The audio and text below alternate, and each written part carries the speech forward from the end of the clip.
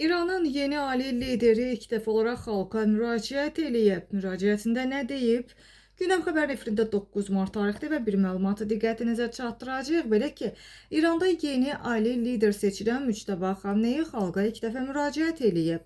Xamneyi xalqa ünvanladığı mesajında İranın çətin dövrdən keçdiyini qeyd edərək ölkənin mübarizə yolunu davam etdirdiyini bildirib.